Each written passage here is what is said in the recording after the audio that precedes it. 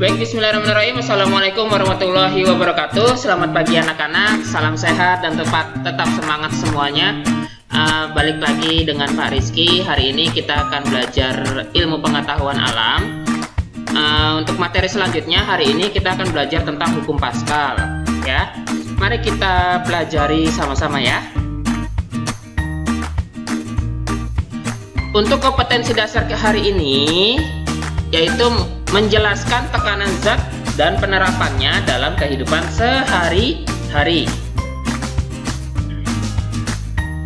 Lalu tujuan pembelajaran kita hari ini yaitu memahami konsep hukum Pascal. Nanti akan Bapak jelaskan apa saja itu hukum Pascal. Lalu yang kedua, menjelaskan aplikasi konsep hukum Pascal dalam kehidupan sehari-hari. Sejarah hukum Pascal. Hukum Pascal ditemukan oleh Blaise Pascal yaitu pada tahun 1623 sampai 1662, yang merupakan ahli filsafat, ahli matematika, dan ahli fisika dari Prancis. Blaise Pascal ini dilahirkan di daerah Clermont-Ferrand pada 19 Juni 1623. Kontribusinya yaitu yang terpenting adalah asal-usul hukum Pascal yang menyatakan bahwa fluida atau zat cair memberikan tekanan yang sama ke segala arah.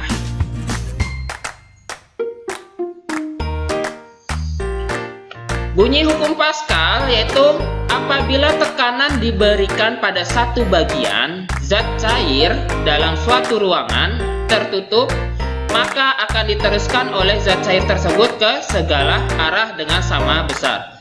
Jadi, jika kita memberikan tekanan pada satu bagian zat cair, maka tekanan itu akan diteruskan oleh zat cair tersebut ke segala arah ya.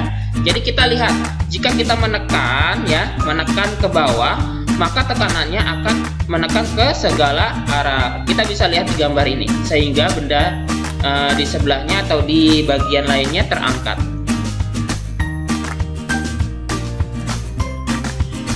Berdasarkan hukum Pascal, diperoleh prinsip bahwa dengan gaya yang kecil dapat menghasilkan sesuatu gaya yang lebih besar ya. Jadi berdasarkan hukum Pascal ini, pada prinsipnya yang utama itu adalah dengan gaya yang kecil tapi bisa menghasilkan gaya yang lebih besar lagi ya. Konsep prinsipnya seperti itu. Selanjutnya kita masuk ke rumus hukum Pascal. Rumus hukum Pascal secara matematis persamaannya adalah atau rumusnya adalah P1 sama dengan P2. Ingat ya,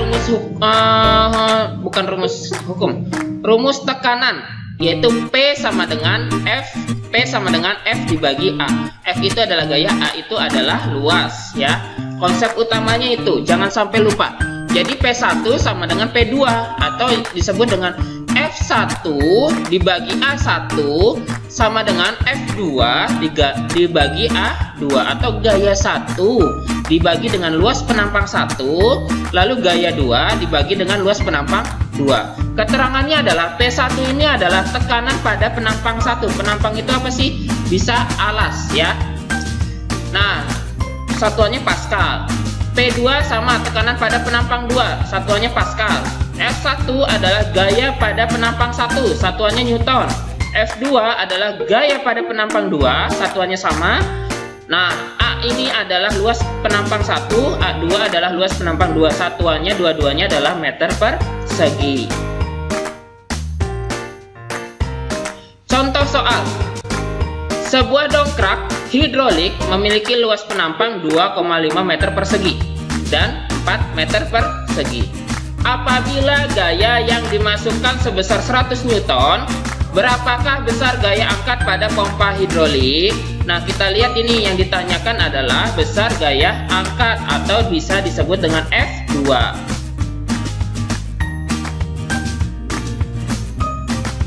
Nah, kita penyelesaiannya. Perhatikan baik-baik ya. Yang diketahui tadi di soal adalah A1-nya adalah 2,5 meter persegi, A2-nya adalah 4 meter persegi, lalu F1-nya yaitu gayanya adalah 100 Newton. Lalu yang ditanyakan adalah F2 di sini, ya. Maka masukkan rumusnya, F1A1 sama dengan F2A2. Di mana F1-nya berapa nilainya? 100 Newton. A1-nya nilainya berapa? 2,5 meter persegi. Sama dengan F2 dibagi A2-nya berapa? 4 meter persegi. Maka 100 dibagi 2,5 hasilnya 40 sama dengan F2 dibagi 4 meter persegi. Jadi F2-nya ini pindah ruas ya, pindah ruas ke kiri, lalu 40-nya pindah ruas ke kanan. Maka F2 sama dengan 40 dibagi 4 atau seperti ini modelnya nanti ya. 40 dibagi 4, maka hasilnya adalah 10 Newton. Jadi gayanya di F2 ini adalah 10 Newton. Jadi seperti itu yang mengerjakannya ya. Penerapan hukum Pascal dalam kehidupan sehari-hari.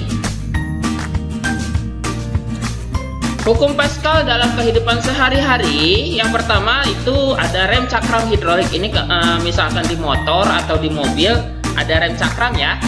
Nah, pada saat kaki menginjak pedal rem, piston atau yang disebut dengan pipa penghubung ini akan memberi tekanan pada minyak yang ada di dalamnya, sehingga kendaraan yang kita kendarai akan melambat.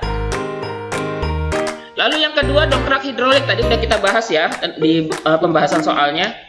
Dongkrak hidrolik adalah alat yang dipakai untuk mengangkat sebuah mobil ketika mengganti ban mobil atau kepentingan lainnya.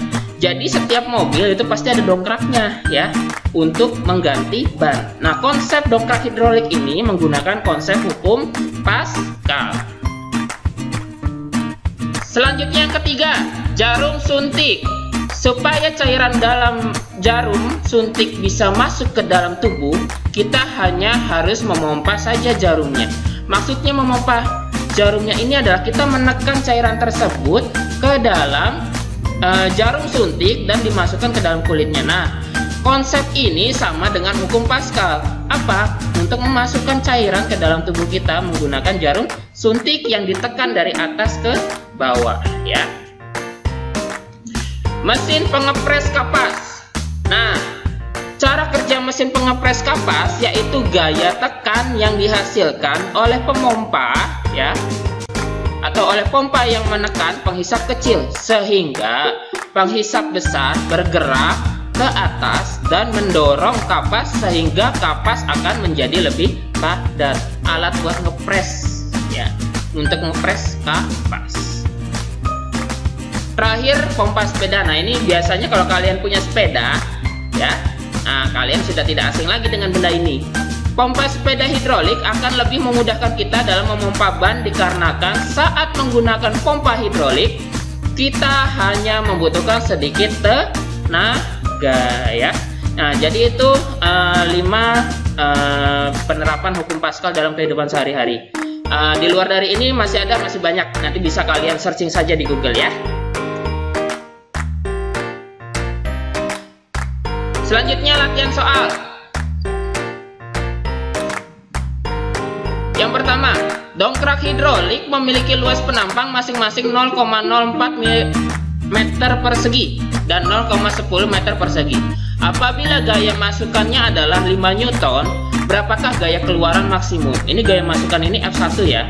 Nanti yang ditanyakan adalah F2. Selanjutnya nomor 2, sebuah pengungkit hidrolik digunakan untuk mengangkat mobil.